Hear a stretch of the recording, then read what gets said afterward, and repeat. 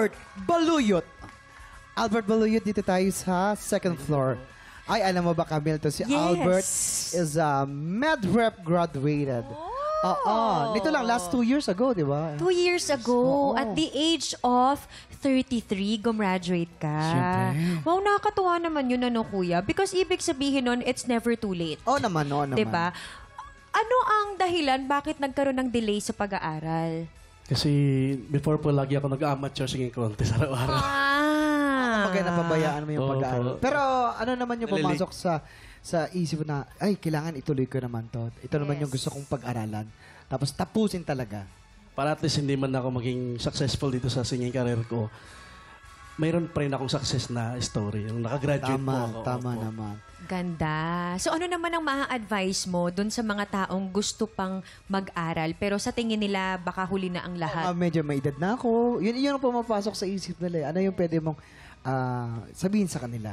Ano lang po, basta focus lang. Kung ano po yung binigay ni Lord, i-grab po yung opportunity. Tapos kung ano po yung dumating, yun po, focus lang po doon. Para Tama tuloy-tuloy lang kahit Yes. po unti-unti. Kaya, Waki, Opo, huwag po hinto. Waki, kung gusto mo mag-senior high school, pwede pang humabol, Waki Never Kiray. too late. Yes. Oo. Eto na. Siyempre, pagdating naman sa performance itong si Albert, tanungin natin ang ating mga inampalan. Okay yung boses mo, buong buo.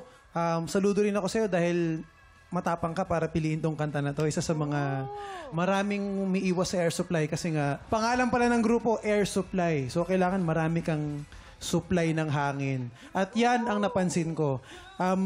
Yung phrasing medyo kulang sa flow kasi maraming pagkakataon na nagnanakaw ka ng hinga. May mga part kasi na nafa-flat na. Meaning nasa-strain na. Pwedeng ganun lang eh. You! Instead na, you!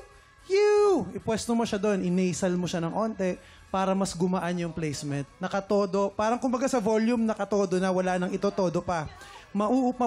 Puputok na yung speaker pag tinay mo pa siya doon ilugar. So, kailangan mo maghanap ng ibang lulugaran nun. So, yun lang. Pero again, matapang ka para kantahin tong kanta na to. Thank you po. Hello, Albert! Hi po. Gusto ko yung soft voice mo dun sa first part. May mga control ka din ginawa na maganda.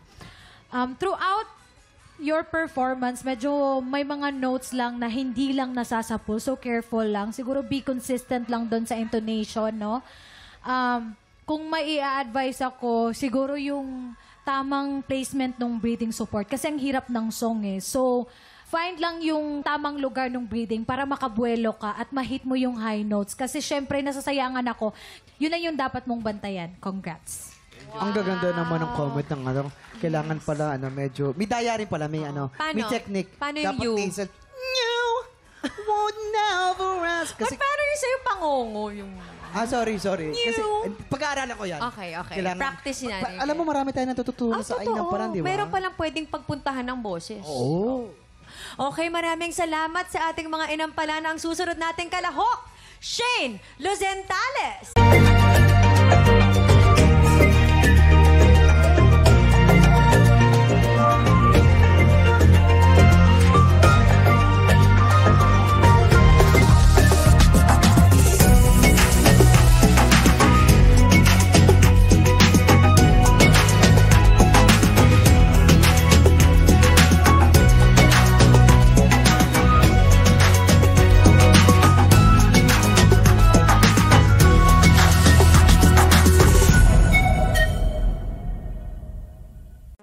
Tiktropa, pinanood mo hanggang sa dulo itong video na ito?